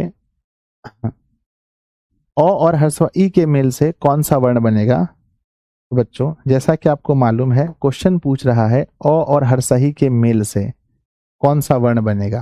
तो बच्चों आप देख सकते हैं कि ओ और ह्रस्व ई के मेल से, अभी हम जस्ट आपको पढ़ाए थे, थोड़ी देर पहले पढ़ाए हैं कि बच्चों ओ हो या आ हो और सामने में ह्रस्व ई हो या दीर्घ ई हो, मिलने पर ए बनता है। इसलिए हमारा जो उत्तर होगा बच्चों ए नहीं ए, हमारा उत्तर सिर्फ और सिर्फ ए होना चाहिए, न कि ए। ठीक है, देखा आपने बच्चों कि ऐसा जब भी होगा तो हमारा ए बनेगा। कुछ उदाहरण मैं आपके लिए पेश कर रहा हूं, तो लिखेंगे जैसे, आइए जैसे लिखिए बच्चों, जैसे आपको समझ में आएगा चीजें बहुत आसानी से, है ना? जैसे में देखना है कि ओ के बाद ह्रस्व ई आना चाहिए। जैसे हमने कहा मेरे बच्चे, जैसे हमने कहा महा और प्लस में इंद्र, महा और प्लस में इंद्र, ठीक है ना? और बच्चों गजा और प्लस में इंद्र, गजा और प्लस में इंद्र। बराबर हमने फिर कहा बच्चों कि ओ बनाना है ना, फिर हित जोर उपदेश, हित, हित और प्लस में उपदेश, हित और प्लस में उपदेश। तो बच्चों आपको पता है बहुत अच्छे से कि सर महा प्लस में इंद्र कह रहे हैं, तो ये हमारा आ है और ये ह्रस्व ई है।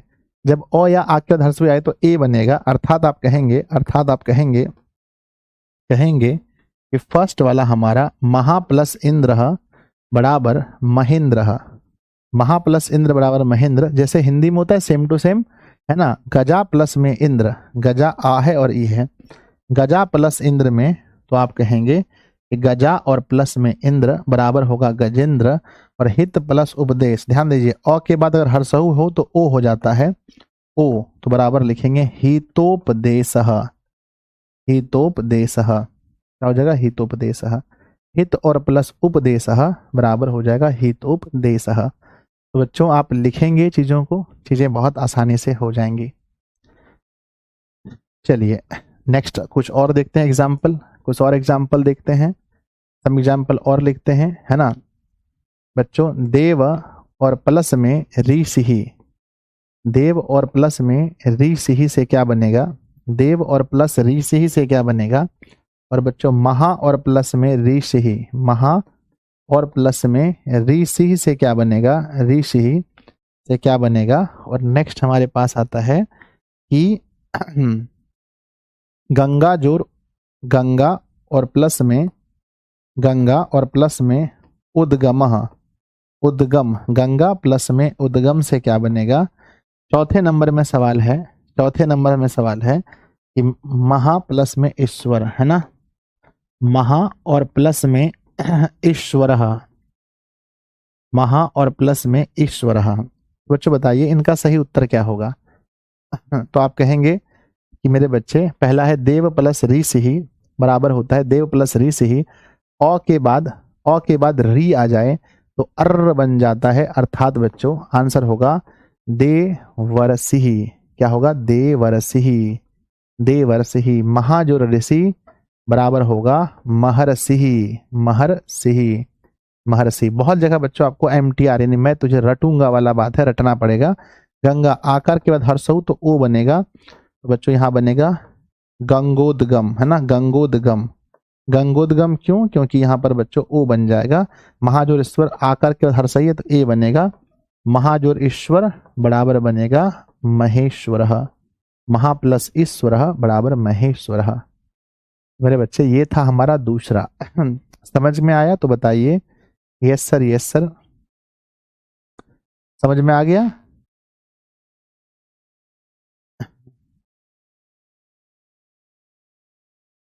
बढ़ जाए आगे, समझ में आ गया बच्चों। सर फुल बैच में नहीं पढ़ाए थे, हाँ बच्चों फुल में नहीं पढ़ाए थे क्योंकि हम क्रैश के लिए बचा कर रखे भाई कि चलो भाई क्रैश में पढ़ना है अच्छे से।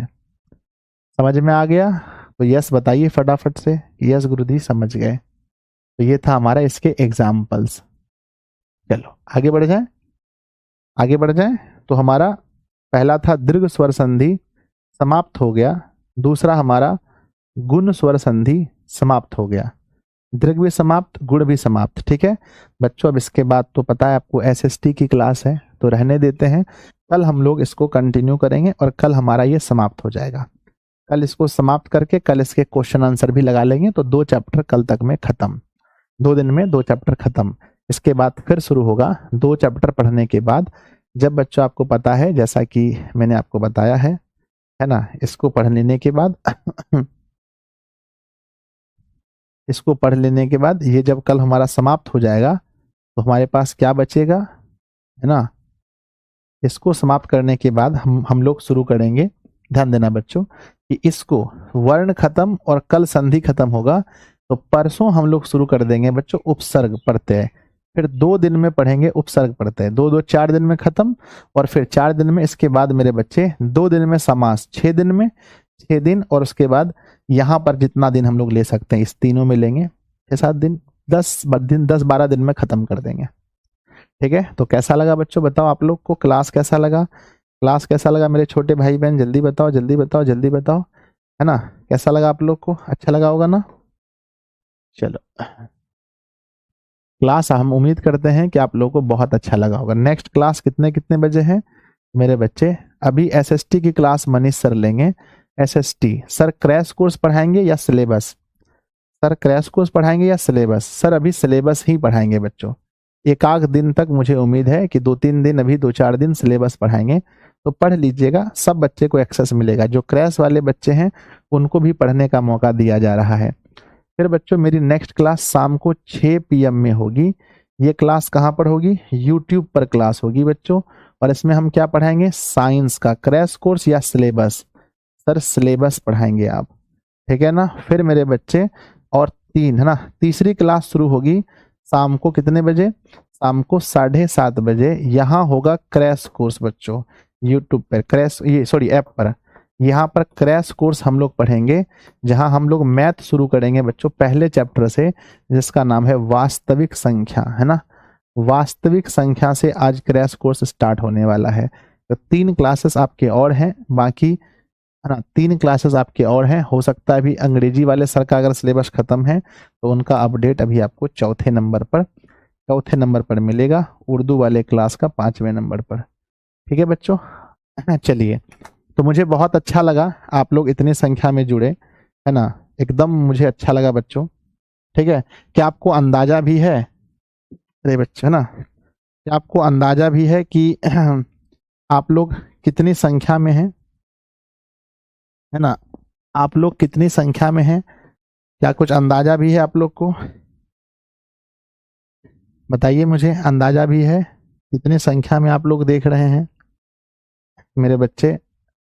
ठीक है, शायद ये मैं अभी, मेरा फ़ोन ही स्विच ऑफ हो गया, तो इससे क्या होता है ना बच्चे, मोटिवेशन, बहुत मोटिवेशन मिलता है भाई, चलो हम लोग देख रहे हैं, बड़ा मोटिवेशन मिलता है ना, है ना। बहुत ज़्यादा मोटिवेशन मिलता है बच्चे। मेरा फ़ोन ही बंद हो गया है, नहीं तो मैं भी बता देता आप लोग को।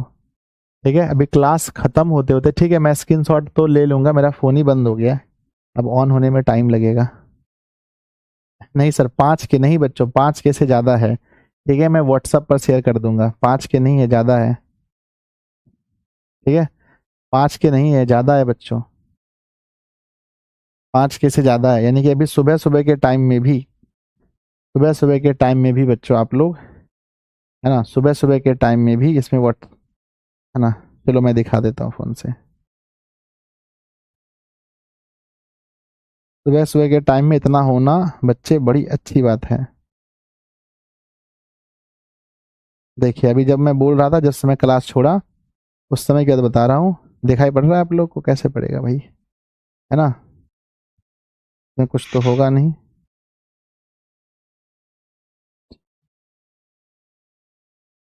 अब खत्म हो गया क्या फ़ोन से? हट गया मेरे फ़ोन से, कुछ नहीं है। 7 के है बच्चों, सॉरी 6 के 6,000 बच्चे खत्म होते होने के बस, अभी भी 6,000 बच्चे लाइव हैं, 6 के प्लस लाइव हैं बच्चों, तो बड़ा अच्छा लगता है। इतने बच्चे लाइव अभी भी हैं जब खत्म हो गया क्लास। ठीक है, तो मिलते हैं बच्चों, सभी क्लास को अच्छे से कीजिए, और कल जब क्लास में आप आएंगे तो ये सब कुछ पढ़ के आइएगा। ये सब कुछ आपको किसी भी हाल में कल पढ़ के आना है। कल की क्लास में मेरे बच्चे, है ना, कल की क्लास में सब कुछ आपको पढ़ के आना है, ठीक है। 6 के प्लस है, तो सब कुछ पढ़ के आइएगा, पूरा रिवीजन करके आइएगा, बहुत अच्छे से पढ़ के आइएगा, ठीक है। चलो बाय सभी को, लव यू बच्चों, बाय। हाँ ठीक है, बाय बच्चों। आपको व्हाट्सएप शेयर कर देंगे, ठीक है ना, व्हाट्सएप पर दिखा देंगे। मेरा फ़ोन अच्छा ऑन ही हो गया, 1% है, और आधे बच्चे तो चले गए, और भी, फिर भी मैं देखता हूँ।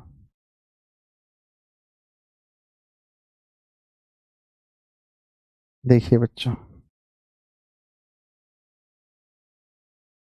बहुत मोटिवेशन मिलता है ना कि भाई हमारे साथ कितने लोग पढ़ रहे हैं।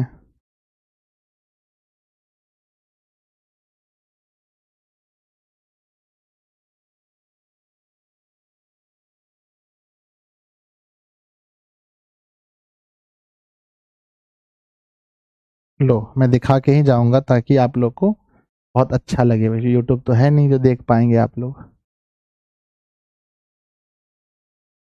लीजिए बच्चों। ठीक है, अभी जब सब लोग चले गए तब कितने लोग बचे हैं ये देखिए। जस्ट अभी की ली गई तस्वीर है आप लोग के लिए।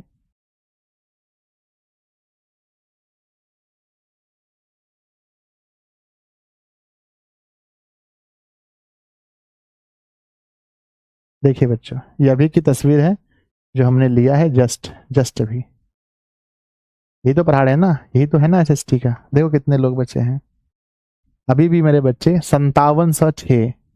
5706 यानी अप्रोक्स, और हाईएस्ट लगभग लगभग 6500 प्लस बच्चे हाईएस्ट जुड़े थे। बड़ा अच्छा लगता है। बाय बच्चों।